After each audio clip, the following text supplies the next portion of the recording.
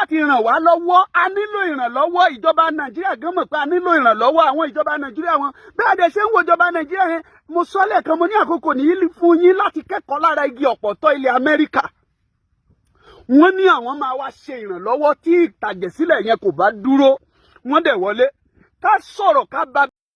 Ẹ̀yin ọmọ Nàìjíríà ẹ kú oríire o, a kú oríire. Àwọn Amẹ́ríkà wọ́n ti wọlé sí ilẹ̀ Nàìjíríà. Ẹ wò lánàá 25 wọ́n ṣọṣẹ́ fáwọn Boko Haram yìí, wọ́n jẹ́ kán mọ̀ pé ẹ wò gbogbo àwọn mùsùlùmí, gbogbo àwọn tẹ́rọ́rìsì ọkàn wọn ò balẹ̀ mọ́ sí bìkọ́ ìbínú tí Amẹ́ríkà gbé wọlé sí yóò kọjá tí wọ́n lérò bọ́ǹbù kan ó lè pa gbogbo wọn nù lẹ́ẹ̀kan. Ẹ wo ẹgbọ́n kan tí wọ́n sọ nínú fídíò yìí. Kú àmójúbà o gbogbo àwa ọmọ orílẹ̀-èdè Nàìjíríà. A kú àmójúbà ti ààrẹ orílẹ̀-èdè ilẹ̀ Amẹ́ríkà Donald Trump bó ṣe wọlé dé bá wa lálejò lójijì gàjà hàn. Bí ọkọ ìyàwó tó rí àjò ti ń dé bá ìyàwó rẹ̀ lójijì. Mo kí wa wípé a kú àmójúbà pàtàkì jù àwa ọmọlẹ́yìn Kristi. Ọkàn àwọn mùsùlùmí kan ò balẹ̀ mọ́ báyìí. Gúmi ń sá sọ́tún ó ń sá sósì torí kò mọ̀ wípé ó máa rí bẹ́ẹ̀.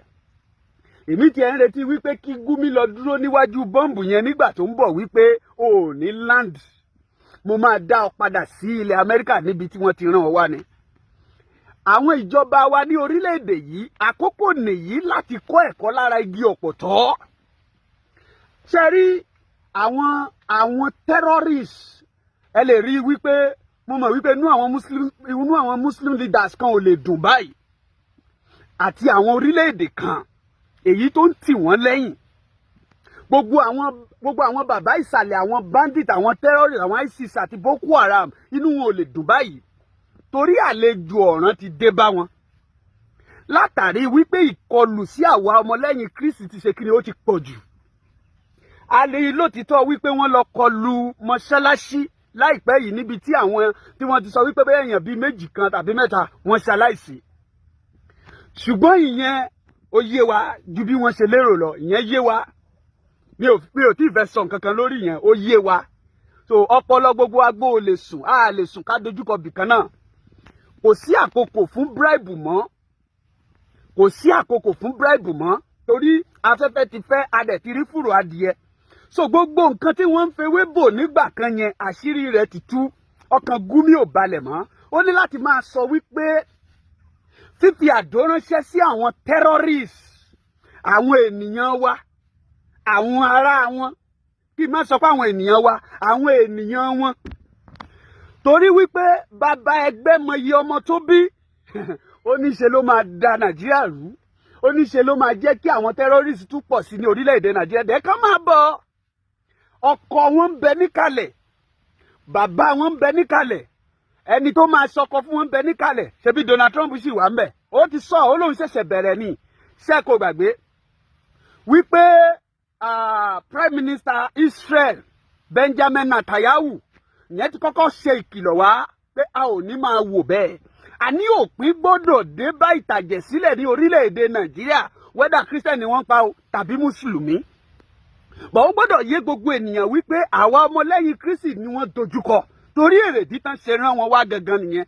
Èrèdí tí wọ́n ṣe ń ṣiṣẹ́ gangan nìyẹn. So tí wọ́n bá ṣe ìkọlù sí àwọn Mùsùlùmí ẹgbẹ́ wọn, sí mọ́ṣáláṣí, sí mosque, ẹ wò ó wọ́n ṣe mistake ni torí àwa ọmọlẹ́yìn Kristi ni wọ́n ṣe wá ní agenda wípé wọ́n fẹ́ Islamize orílẹ̀-èdè yìí láti sọ di ẹlẹ́sìn kan, láti mú kí ó jẹ́ wípé àwọn ni wọ́n máa darí gẹ́gẹ́ bí àṣẹ láti ọ̀dọ̀ Allah sí Muhammad, láti ọ̀dọ̀ Muhammad sí àwọn sàábé, láti ọ̀dọ̀ àwọn sàábé sí àwọn ọmọlẹ́yìn tí wọ́n ń pe ara wọn ní Mùsùlùmí.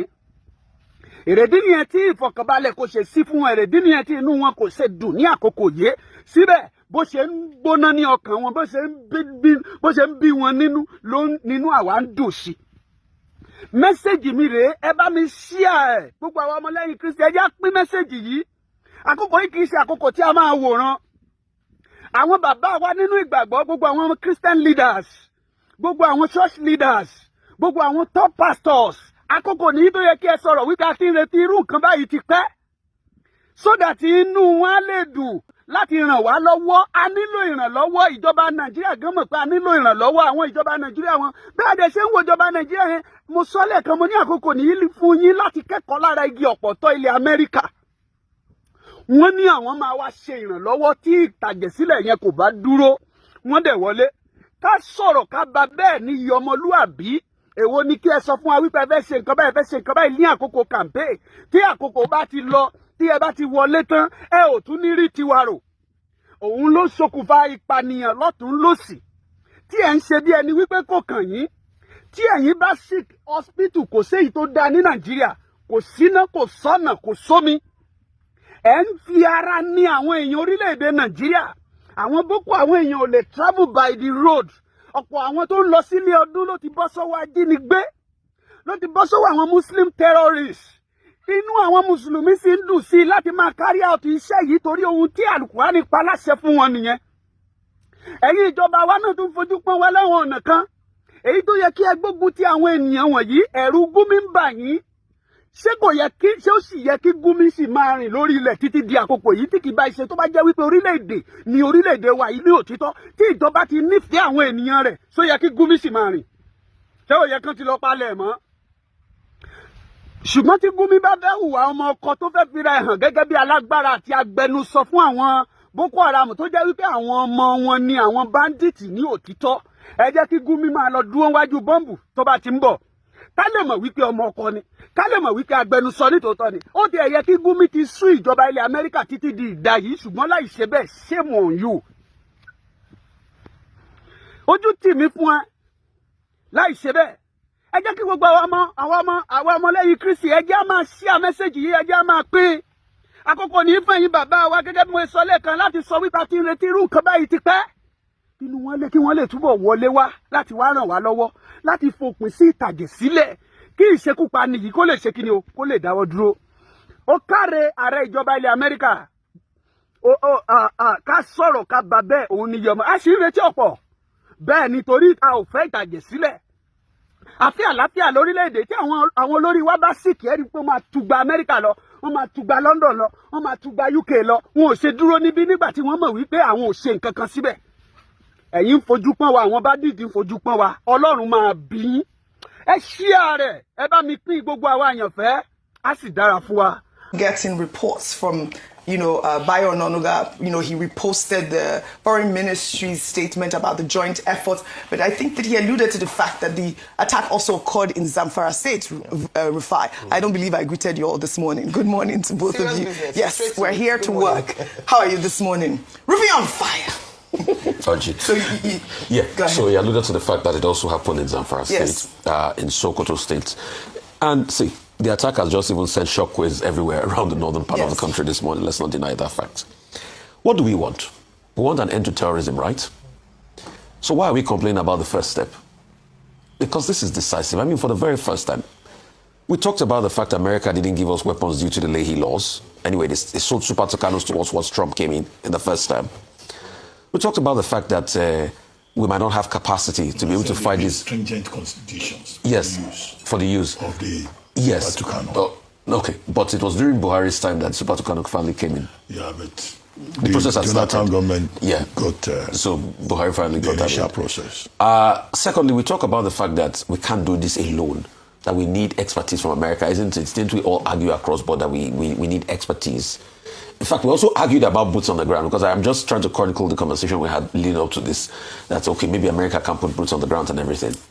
So why, when America probably use a Tomahawk that I know that we don't even have in our military arsenal or fleets, because if I check the price of a Tomahawk missile, it's going to cost a lot. I'm not sure in any way in Nigerian arsenal we have it like a Tomahawk missile that can go about close to 8,500 or 2,500 kilometers. We used a long precision strike missile. It got in there. We had an attack. In fact, luckily or unluckily, the villagers have not complained of anything as regards a casualty. In fact, you can see the villagers hovering around there. It's just for us to be able to get a recce. Then why after that, we are now hearing narrative by some people that, hey, why must it be America? Secondly, some people are even trying to tell us to our face without providing facts that, Nigeria didn't do anything with America. It's America alone that did it. Well, that was how Trump posted. No, acted like it was just at his command, as commander-in-chief. At least. I mean, I thought that was, at least Trump style. You know, it's braggadocious. Yes. But we have seen from our own authorities Yes. that it was a collaborative effort. And you need intelligence here. And I've also pointed the fact that it's not today that we've had that level of intelligence. Yeah. Thirdly, then you now start to hear narrative about religious dynamics. All of a sudden, we all remember that. We all agreed, leading up to this time, that America should help us. Then the likes of Sheikh Gumi now said, I don't mind terrorists being killed, but as long as it's on holy hands like America, I have a problem with it. But the same Sheikh Gumi that doesn't mind on holy hands like America supplying aids through USAID that they used to feed poor children in the same northern part of the country, he doesn't mind the aid. The aid is not unholy. All of a sudden, to kill the banditry and the terrorists have become unholy. You said Nigeria Bush should go in there. Then the next narrative, all of a sudden they are now plotting, is the fact that, when you look at this, it is denting our sovereignty. The same thing that Nigeria admitted, that it's us and America that worked on this. So they choose to ignore that statement, and now they are now saying it's denting our sovereignty. Oji, see, the Nigeria that I know very well, in the coming weeks, it will continue. In fact, I think Shehu Sani has even come out to say this morning that Nigeria should know that going forward, that Nigeria needs to solve its own problem internally. And say, we know all these things. All right. But the question we are asking is, why is this strike all of a sudden causing jiggy and everything? Oji, if we get more of this reaction, it just shows that to a large extent, what we say we want, when we now start to see the results, some people don't get happy about it. Right. And we need to be careful. All right. Misinformation will continue in the coming days. All right. So you will see people trying to skew narrative. But please, let's stay tall. President Tinubu, on this, you have started a process. You know, I don't agree with you on a lot of things, President Tinubu. But on this, the process, you started to end terrorism. All right. I know it will come with consequences, but stay tall. All right. Dr. Abati, was, quite reassuring to see the Department of War by your Secretary of War, Pete Hegseth, respond in the manner that he did. And, I think that was a reassuring tweet that there was this collaboration between the United States and America. But, when we saw Donald Trump's tweet, how can you not... how can you fault some Nigerians that believe that this was an invasion by the U.S. without collaboration? Those are the sort of questions out there. Trump will always be Trump. Yes. Trumpism. Yesterday I was saying that, Trump, either for negative or positive reasons, is the main subject of the year 2025 in terms of his interventions within the international space. Now, Trump has gone to Syria to have military operation, Iran, Iraq, Afghanistan, Yemen, Somalia, and now Nigeria. And so, he fits into a pattern. And he's speaking also to the conservative Christian evangelist base in the United States, whom he had promised that he would defend the interests of Christians anywhere in the world. So there's that political subtext to it, to say, I promise to go after radical Islamists anywhere in the world. Now we're in Nigeria. But the clarification came from both the War Secretary, Pete Hegseth, and also from the Nigerian authorities, who said this is about collaboration. And collaboration, cooperation has been part of this narrative, with the Nigerian government saying originally that, look, we want cooperation. With the Nigerian government proposing and achieving the objective of a Nigeria-US working group on the basis of which two delegations from the U.S. came here, and the National Security Advisor led a delegation to the United States. People must expect some form of outcome in that regard. Of course. So there's no need for any quibbling. Number two is the geopolitics of it. Now, I said earlier, when Bayi was here, that look, the Americans, AFRICOM, they call it, African Command. AFRICOM, yes. Their biggest operation is in Djibouti. But they maintain training, patrolling operations in cooperation with other countries within the West African region. Cameroon, Ghana, Nigeria, and, another country, is it Guinea also? No, I forget the next country. So this operation was from the Gulf of Guinea, from USS Paul Ignatius. That was where they fired the Tomahawk missile from. And that means that, there is American presence within the Gulf of Guinea. And the geopolitics of it is that it may be Nigeria today, it may be another country tomorrow. Because after all, it's not only in Nigeria that we have terrorism, where they have it in Mali, they have it in other countries within the Sahel. Right. Now America is positioning itself the third thing is this thing about misinformation. There is a lot of work for the Ministry of Information of Nigeria to do. Absolutely. A lot of work for the Defense, the Directorate of Defense in the Defense Headquarters to take on these narratives that are coming up from people who are being mischievous, from people who are being deliberately ignorant, from people who are trying to politicize this. Global terrorism, the main issue is about cooperation. And the Nigerian government must give us information, even about the casualties, in case there are casualties, because as Trump has promised that he will return if he sees that ISIS and Boko Haram are not relenting, then of course we may get to a point where there will be collateral damage. Absolutely. Which is the reality of war. Okay. Dr. But just to quickly debunk the misinformation going on, in fact, AFRICOM, General David Anderson, commander of AFRICOM, has confirmed that it was a working relationship between Nigeria and regional partners to increase, so that is confirmed. So for those that say it's only Nigerian authorities, it's not only Nigerian authorities that confirmed that it was a cooperation, it was both AFRICOM and Nigerian authorities. So, and it's a style. I read that without me Thank you. paying attention. Thank you, yeah. We just have to reiterate that, Audrey. Thanks for reiterating that. Thank you. I'm glad. And, like... ta ni bàbá ẹ nílẹ̀. àwọn ọmọ ẹ lè débẹ̀ àwọn ọmọ ẹ lè débẹ̀ bàbá wọn chance bàbá wọn ní ló ti lò bàbá ọmọ wọn lè débẹ̀. ẹ̀yin èèyàn ẹ wo nǹkan tí ṣẹlẹ̀ lórí ọ̀rọ̀ Alhaji K1 o wọ́n ní ìran Alhaji K1 látòrí àwọn ọmọ Alhaji K1 pé ìran wọn ò lè dé pa àwọn fẹ́ jọba mọ́ wọ́n láwọn olórí àwọn Dàpọ̀ Abíọ́dún pẹ̀lú Tinubu gbogbo wọn ti padà lẹ́yìn Alhaji K1 ẹ wo àwọn èèyàn sọ pẹ́rẹpẹ́ ọ̀rọ̀ nu fídíò yìí ẹ wá gànkẹ́ fìdílé ẹ̀ẹ́dẹ̀jọ má gbàgbé láti subscribe sórí Gbémi Débẹ̀. Popular fún gbogbo ibi tó padà já sí yìí. ṣé rí ibi tó ti tẹ́ ni pé ìgbà tán ti rí pé kinní yẹn ò bọ́ sí true olórí ọmọ ọba he could have just hold on but torí pé ó ti rí pé òkè bóyá èèyàn kan ló sọ pé just come and link yourself to Fúṣẹ̀gúnwà làwọn náà ṣe wò pé òkè jẹ́kẹ̀mí náà sọ pé Fúṣẹ̀gúnwà lèmi náà ti wá. ẹ bá wọn Fúṣẹ̀gúnwà yẹn wọn rán yan pr Alhaji Lateef yẹn bọ́ síta báyìí ó jùlù gbà. ṣé mọ iye ọmọ oyè tó declare pé àwọn fẹ́ jẹ lọ nínú bẹ̀ ni almost 200 and something kan tó wá máa ṣe first kan tó wá máa screen wọn so kò dẹrùn níbi tẹ́ pé kò sí rò. tó báwo ló ṣe máa gbé wọn sí orí gbogbo àwọn original ọmọ lójú ọmọ. even as that last time tó yìí sọ wọ́n sì ní 60 wọ́n ẹ̀ṣẹ̀ máa wá screen bọ́ sí 4 kò ọ̀dẹ̀ ń ṣe lábẹ́lẹ̀ wọ́n ń ṣe gbogbo ẹ̀ lọ so kò easy and it's not a day job fún gbogbo àwọn olórí ẹbí yẹn ẹ ti understand. ẹ ti understand mi nǹkan tẹ́mi ń béèrè ni pé ṣé èèyàn kan wà láyé yìí kò mọ ibi tó ń ti bí ni. ó kù mọ bẹ́ẹ̀ ó kàn fẹ́ claim bòmí ni. so wọ́n ń jà fún nǹkan tó hàn ní ẹ̀tọ́ sí. exactly. Sister Maureen ṣe rí Wàsíù tẹ̀yìn rí yẹn ó mọ ibi tó ti bí tẹ bá ń gbọ́ ọ̀dájú.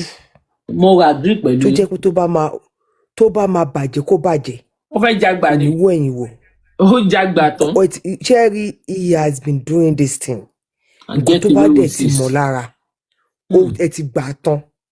ṣe rí nísìnyí àwa lọ ronú ẹ̀ wò pé bí ṣe wù bí àgbogbo Ìjẹ̀bú nífẹ̀ẹ́ òun tó wọn ò nífẹ̀ẹ́ kó wá borí nǹkan tó jẹ́ kó ṣe. kò dá kéèyàn wicked ẹ wo ọdún tó ti ń bu pé kò tọ́jú ọmọ tó bá jẹ́ ni tó wicked ni a ti tọ́jú àwọn ọmọ ìjù báyìí lọ. ẹ mọ̀ pé ó mọ̀ pé òun fẹ́ ṣe olórí ọmọ ó fẹ́ ṣe Àwùjalẹ̀ ló fi gbọ́ ọmọ Bísọ́lá.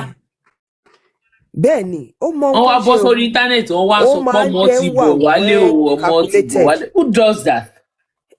ẹ wo ohun tá à ń tí kan sàn sìn ó gba àwọn tó nílẹ̀ níjẹ̀bú òde yẹn ó gbà tó bá ti já Àwùjalẹ̀ yìí tán nínú mìíràn tó ti gbogbo wọn bá gbé lọ sí kóòtù wàláì. because kò ní tán lẹ̀ nǹkan tó ṣẹlẹ̀ yìí kò ní tán lẹ̀. ọmọ ẹ má jẹun tán yín o bó ṣe wà yẹn ó ní píkṣọ bàbá ẹ lọ́wọ́ ọ̀ṣẹ́ mọ̀yàn tó kọ̀ wù pé kò tó ń bá fẹ́ ṣe òun máa ṣe àṣegbé ìyàn tó jẹ́ nìyẹn pé kò ní píkṣọ bàbá ẹ lọ́wọ́ ìgbàgbé ẹ̀ ó ti lè lọ sẹ́yìn pàápàá kó lọ wo ibi tó bí bàbá yẹn tó lọ wo ibi tó sì bàbá ẹ̀ sí èèyàn tó dákẹ́ tó pọ́pọ́ sí he's supposed to know where he come from because of his children wọ́n lọ́mọ náà àti pé ojú wo làwọn èèyàn máa fi wà ọmọ wọn lórí íńtánẹ́ẹ̀tì.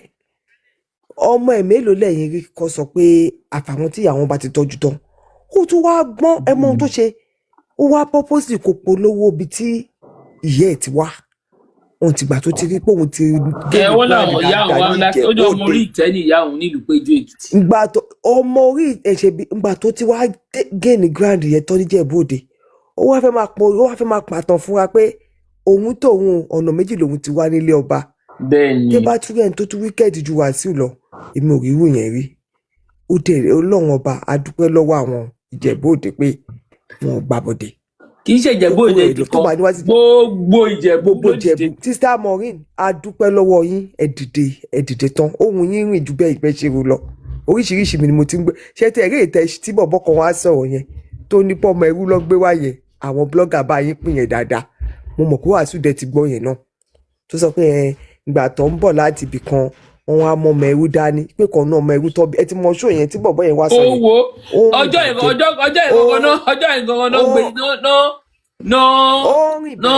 náà làwọn ò ṣe mọ́. yeah and this tó bá ń kó máa wá sí Ìjẹ̀bú Òde it doesn't make any difference tó bá ti jẹun Àwùjalẹ̀ pàápàá wọn ò nídìí kó wá kọrin because kó máa kọ orin ọ̀tẹ̀ ń bẹ̀ orin ìdùnnú ni wọ́n nídìí ń bẹ̀ yẹn to be honest.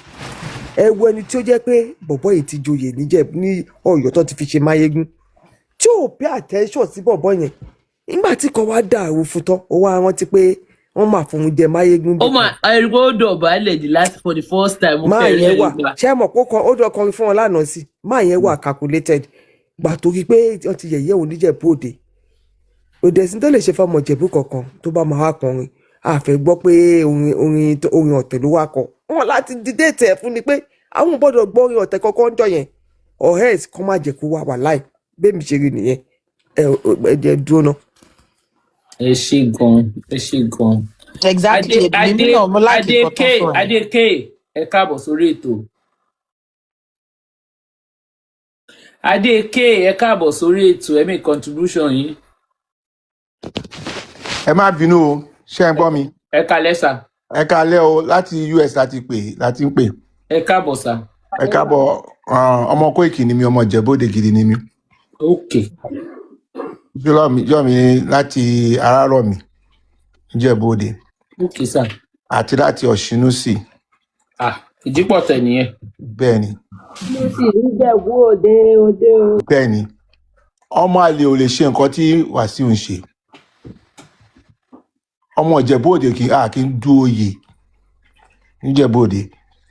àbí ọmọ ọba ò kì í du oyè. ọmọ ọba ò kì í du oyè rárá. ok. ẹni tó yẹ bá tọ́ sí ló máa fún un. ok. tí bàbá sọ pé lágbájá ló yẹ tọ́ sí ní. wọ́n ní Ìjẹ̀bú Òde òun lo fà. wọ́n lè sọ bẹ́ẹ̀ ṣọ́mi wọ́n lè sọ bẹ́ẹ̀ ṣọ́mi they can say it but ó ní bó ṣe mu ṣọ́mi ọ̀nkù mi wà cruise ọ̀nkù mi nìyẹn nígbà tí kìnìún fẹ́ jẹ oyè ọmọ ọsùn bá fìdí pọ̀ tẹ̀ mọ́lẹ̀. yes ọ̀nkù mi ó lòdì sí inú ẹ̀ ni wọ́n kù mí kú sí. ó ti yé mi bí wọ́n ní bàbá yẹn pè pé ta ni bàbá tiẹ̀ ilé ìbò ni bàbá tiẹ̀ nínú fìdípọ̀ yìí. yes tó bá jẹ́ pé kíní wà láyé ń sìn wọ́n kù mí kí lórúkọ wọn náà o wọ́n ti ṣe aláìsìn sìn wọ́n ga báyìí òun làbúrò ọkọ wàkúùs bọ̀dé Ọ̀ṣínúsì màmá mi ni olórí ẹbí wọn kan tó ṣe aláìsìn òun là ń pè ní Sisi London. ok. ọmọ Kóìkì lèmi ilé Kóìkì àti ilé Ọ̀ṣínúsì mo fi wá nǹkan tí Wàsíù ṣe ó ṣe mistake ni. ẹ ṣọ̀pọ̀ ṣe mistake kò ń ṣe ìrìn àjò ọdún kan. ṣe ti rí. kò ń ṣe ìrìn àjò ọdún mẹ́wàá gan. because I aspire to be it kò possible. kò ń ṣe mistake o ẹ jẹ́ wọ́n ní sàn láàrin. yes. nǹkan tí King Wàsíù ṣe kò ń ṣe mistake ó ti tó sílẹ̀ kò ń ṣe mistake láíláí. kò possible láti tó the fourth statement sílẹ̀ bàbá mistake ni disgrace ni fún. kò ń ṣòwò nìkan àtà gbogbo ìdílé àti ìrandíran àti gbogbo fámìlì ẹ̀. nísìn ẹsẹ̀ wo ló fẹ́ fìrìn níjẹ̀bú Òde wọ́n máa ṣe kinní lọ́dún yìí sìn ojúde ọba tí ó fẹ́ wá nísìnyí gbogbo àti mọ̀ pé yes ó fèkì citizenship síjẹ̀bú Òde ni tó bá kó ti dúró lórí ìkọ́ tó fi jẹ tí bàbá wa èèyàn tó bá ṣe mistake Mr. Koiki kò ń gbéyàn lọ kóòtù o àǹtí lé ọjọ́ padà ká wá ṣọmọ ìyá o. ẹ máa gbọ́ ó fi pé àwọn tó wà ní orí oyè wọ́n lè support òun sọmi kí àwọn tó gbìyànjú lọ sí kóòtù àti kọ́kọ́ wo àwọn tó wà ń bẹ̀. bọ́ mi ò rò pé King Wasiu ní tìjú o ẹni tó bọ́ síta tó ní pé tóun bá fẹ́ fi ìyàwó lẹ̀ òun máa fi aṣọ àti bàtà síbẹ̀. Because background tó ọmọ yẹn. background ló ń sọ̀rọ̀ ló fi ń sọ̀rọ̀ background ọmọ tó bí ń re bá ṣe máa Sunday jọlẹ̀ á wùwà èrè níta pàtẹ́mi gbọ́ mo wà disappointed ní Wasiu because mo mọ àwọn tó mọ̀ lamẹ́ríkà they were very very disappointed wọ́n máa pè mí ni pé bàbá Koiki kí ló dé bó ṣe fẹ́ ṣe tiẹ̀ nìyẹn.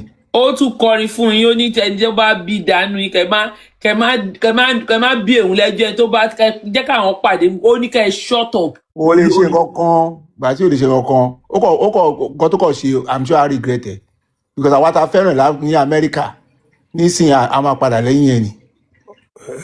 kí ni pípadà lẹ́yìn ẹ̀ fẹ́ ṣe ẹja gbọ́rọ̀ ọjà rẹ̀ wà ní wà lára mi báyìí jọ. ká nìyẹn ta ló sọ̀rọ̀. èmi mò ń sọ̀rọ̀ ọmọ Bọ́lájọ ọmọ Bàjágúngbadé. ẹ wo lẹwà. ẹ ká lẹ́jà rẹ̀ ẹ wo brọ́dà mi bú yín o.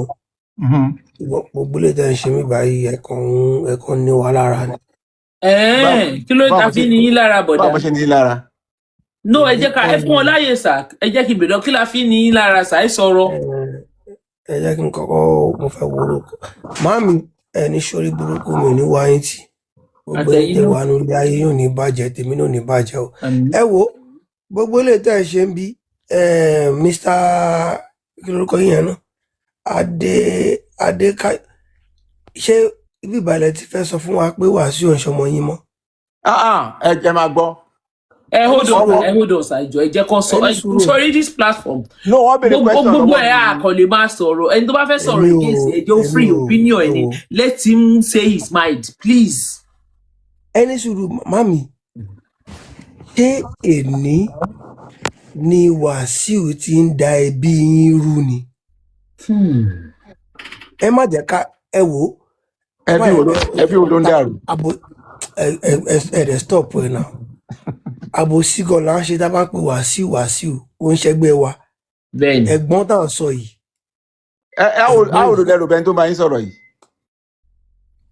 mi ò sọmọ ìkéde mo ti wà lamẹ́ríkà for over 50 years.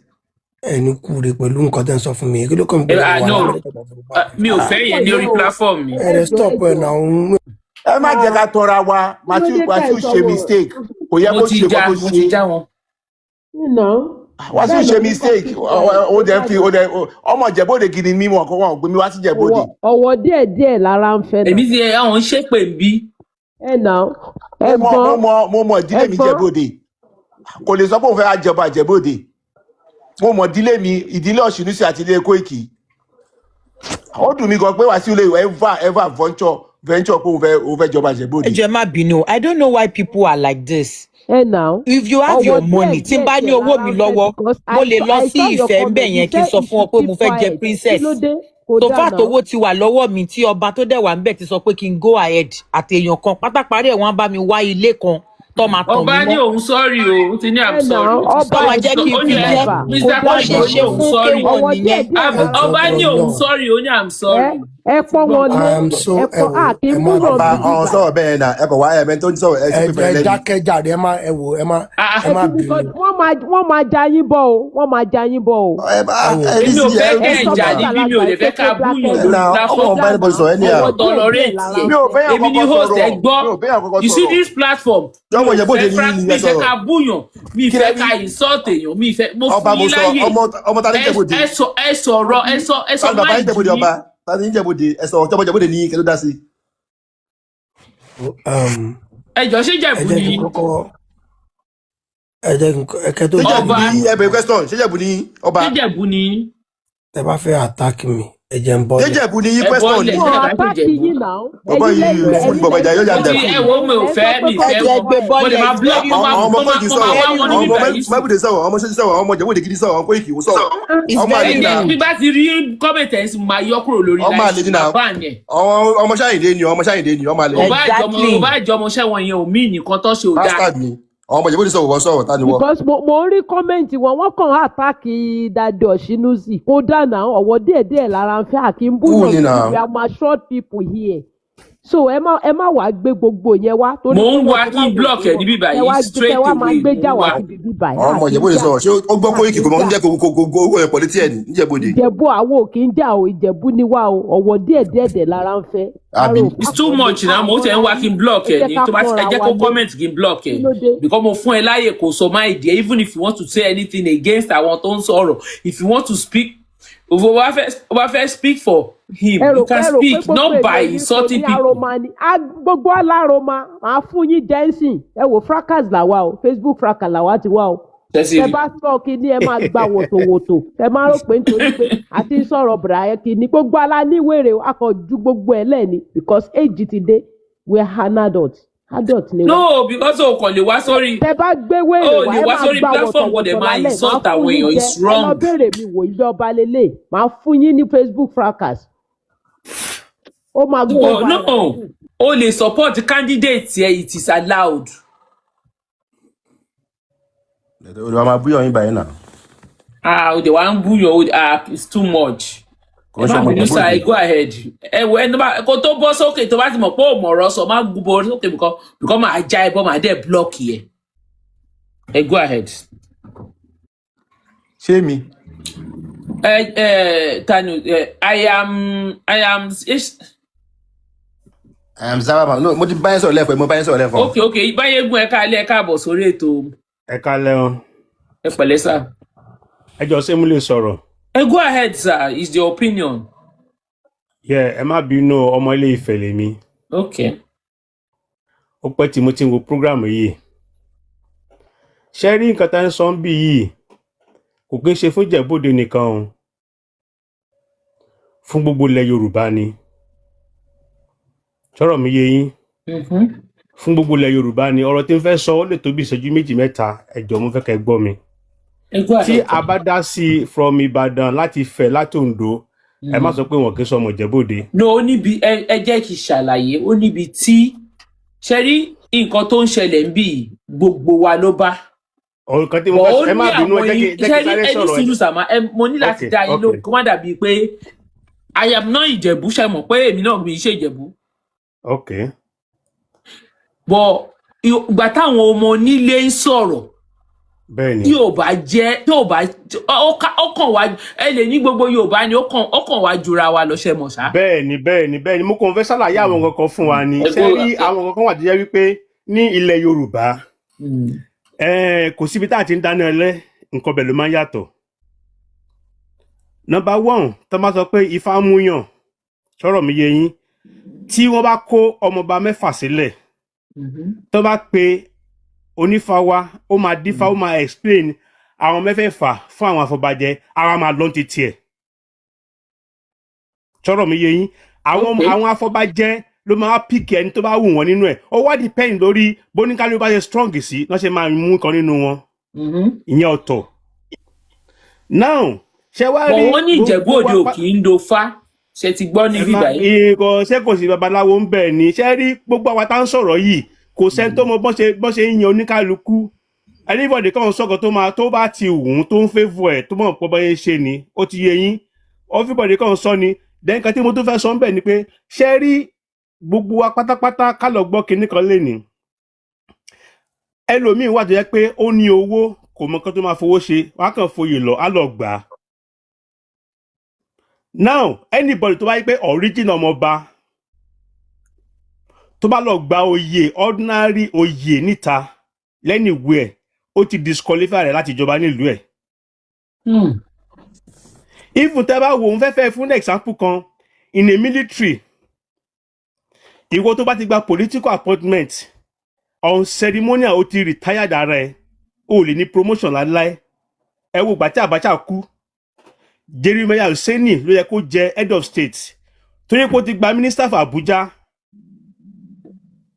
ní Abdulsalam Abubakar fi bọ́ síbẹ̀ ní Ilé Ifẹ̀ nígbà tó ń du ọ nígbà yẹ Okun Adésíjú Adé bàbá kan wà ń bẹ Peter Ogunlẹ́yẹ lórúkọ wọn àwọn náà du ọba kò bọ́ sí wọn lọ́wọ́ ọba Ẹdẹ wá fẹ́ fi wọ́n joyè wọ́n sọ fún ọba Ẹdẹ pé no ọba làwọn àwọn ò kí ń gba oyè àwọn kan máa ń fìyàn joyè ni so even tó yẹ pé Wàsíù Gọ́tẹ̀ ti Fùsẹ̀gbùwà jáde wá láti jẹ Máyégún of Yorùbá land láti jẹ Bàdà Ògìjó láti jẹ Olúọmọ of Lagos ó ti wà disqualified ṣe understand so and so many things tó yẹ pé wọ́n bá yín tán wọ́n ní no he can accept title outside from his town but not his town nǹkan tó ń sọ. láìláì ó ti fi orí adé wọlẹ̀ Yorùbá ní gbogbo wa. by accepting Máyégún gangan. gbogbo pátápátá Yorùbá ni wá àwọn kankan jẹ́ Ìjẹ̀bú ni àwọn kan jẹ́ Ìjẹ̀bú àwọn kan jẹ́ Ẹ̀gbá àwọn kan jẹ́ Ifẹ̀ gbogbo pátápátá tẹ́ bá mo gbọ́ yín mo fẹ́ mú nǹkan sàyẹ́ tẹ́ bá gbọ́ root ibi tí gbogbo wa ti wá irú Ìjẹ́bú-Òde ń sìn ọba ń ta ọmọ Bàtálá ni ló wá ti fẹ̀ ló wá ti wá lé ọba tó wà mẹ́ kó tó di ọba ń ta so gbogbo pátápátá ìkankan náà ni gbogbo wa ìlú àti èdè tá ń sọ àti orúkọ tá ń jẹ́ ló separate wa so and ìtàn kan wà tó jẹ́ pé wọ́n tún sọ lórí ètò yìí tó jẹ́ pé mo fẹ́ èmi ọmọfẹ́ ni mí bọ̀ mo mọ̀ dáadáa ṣe rí oyè Ọ̀túnba oyè olórí ọmọ wa Akílẹ̀ ọba Ìjẹ̀bú yẹn gbogbo ẹ tó bá ń gbọ́ mi sìn yìí kán lọ verify dáadáa tí n bá mọ líǹkì and sister Maureen màá forward ẹ̀ sí wọn nígbà tí Olísà of Ìjẹ̀bú-Òde tó fi Ṣùbọ́mi Balógun tó fi jẹ Ọ̀túnba Túwàṣe of Ìjẹ̀bú-Òde wàhálà ṣẹlẹ̀ ìjàṣẹ̀ láàrin Àwùjalẹ̀ àti Olísà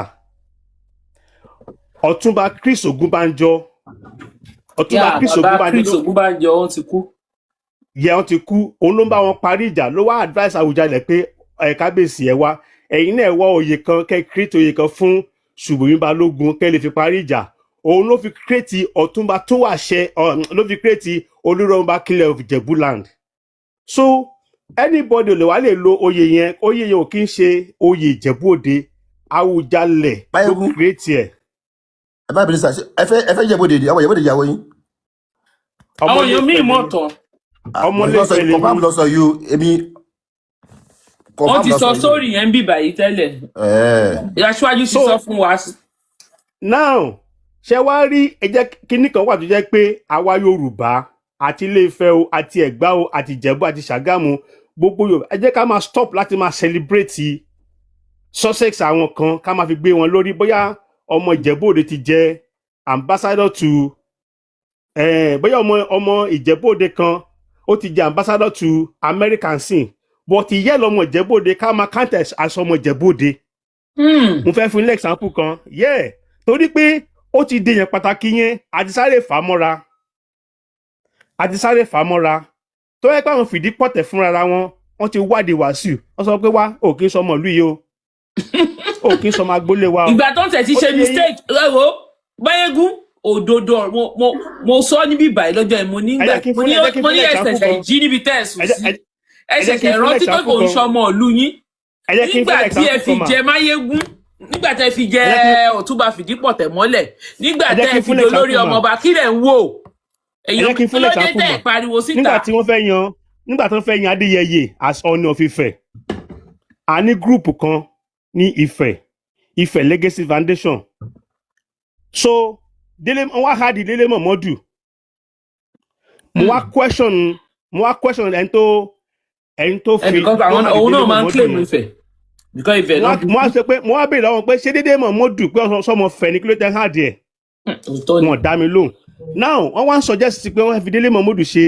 mínísítà ní ìgbà ìyá kan wọ́n wá ń celebrate ẹ̀ mo tako wọn pátápátá. Délé Momodu kì í sọmọ fẹ́ yọkò nu group yìí. I think it's from Edo State or Delta State. Edo bọ̀tí fẹ́nu bí sí gbọ̀ngàn níyà ẹ̀.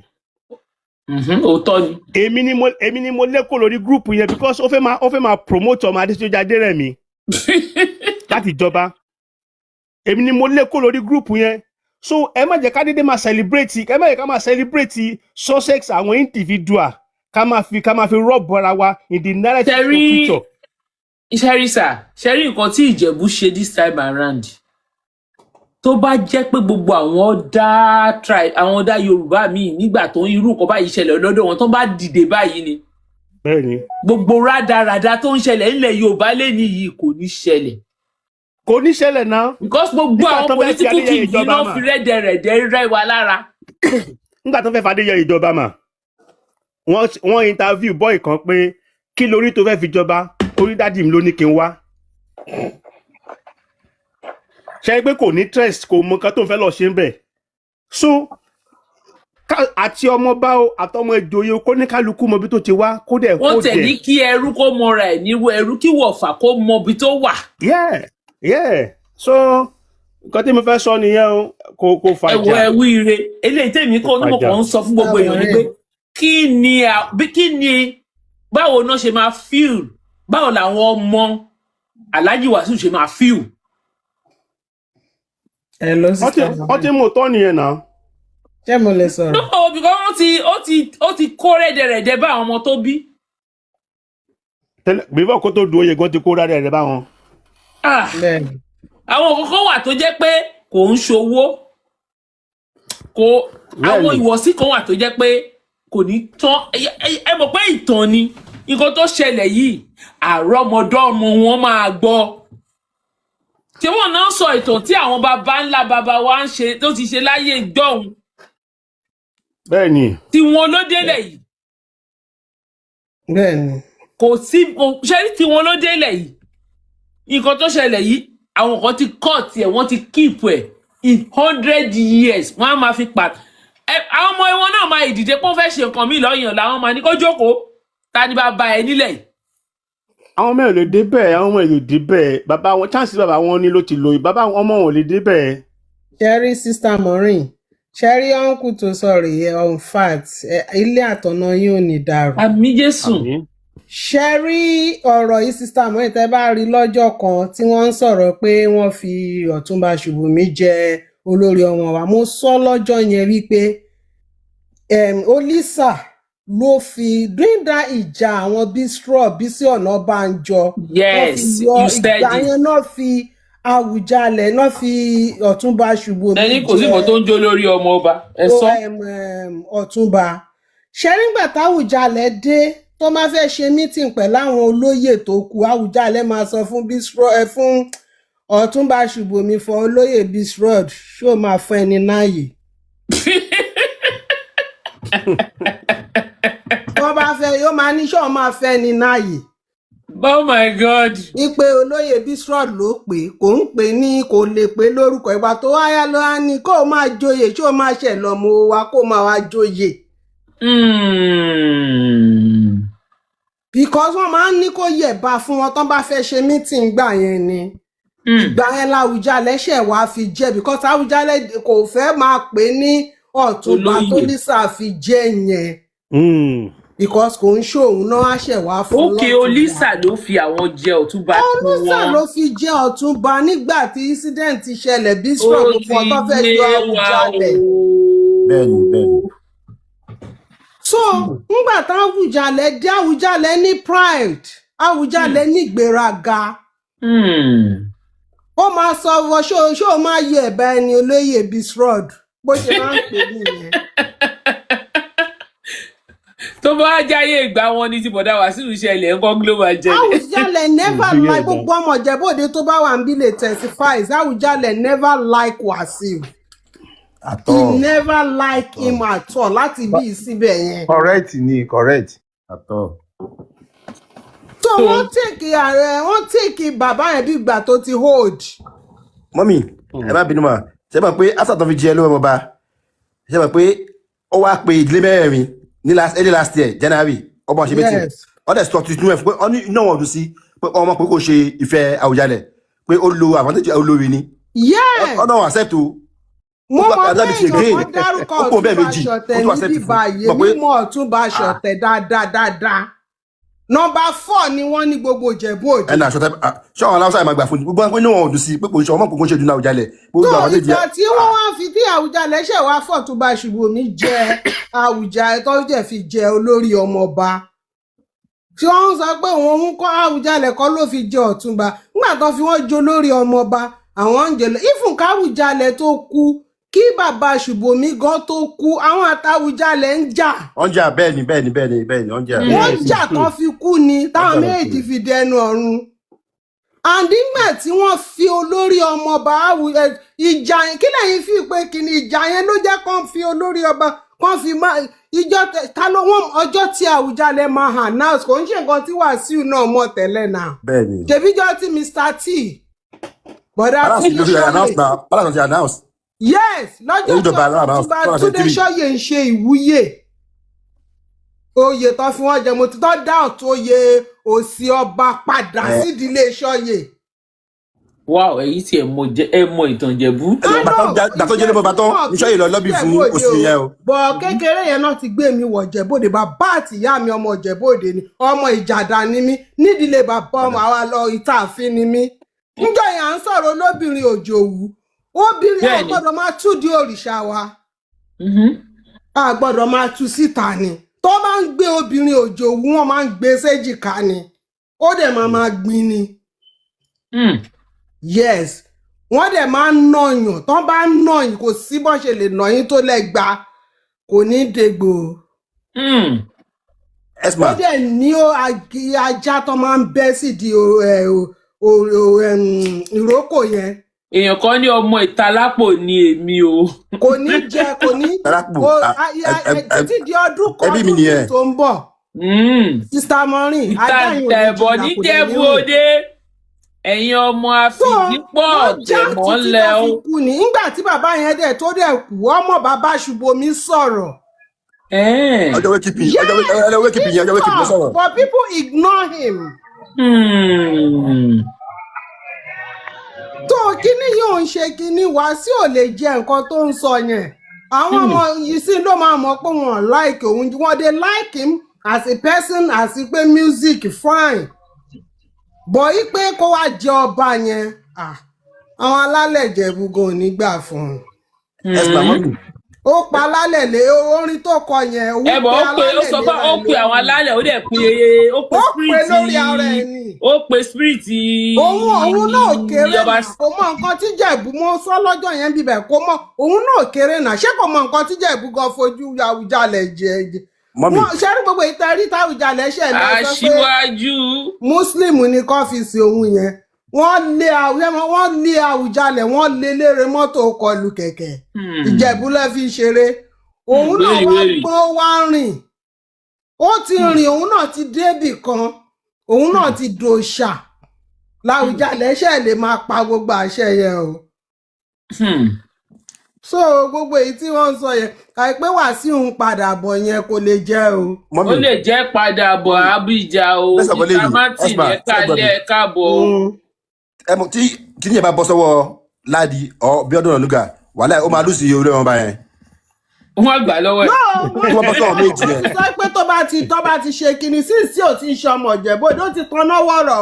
ó bá bọ́ sọ́wọ́ Ládi Balógun ọkọ̀ bọ́ sórí ọwọ́ Bíọ́dún Ọ̀nànúgà.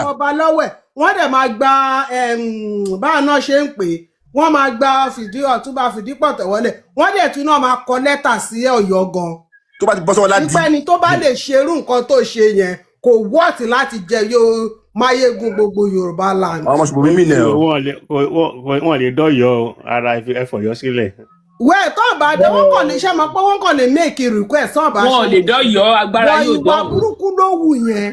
ọgbára yóò tẹ̀ dọ́hùn ọba Ọ̀yọ́ gan-an. tẹ́tí ẹ̀ wá níwà ìṣẹ́rù nǹkan tí wàá ṣẹ́ máa wo tó bá jọba lẹ́ni Wàsíù wọ́n pè lélẹ́rẹ́ kò ní lọ.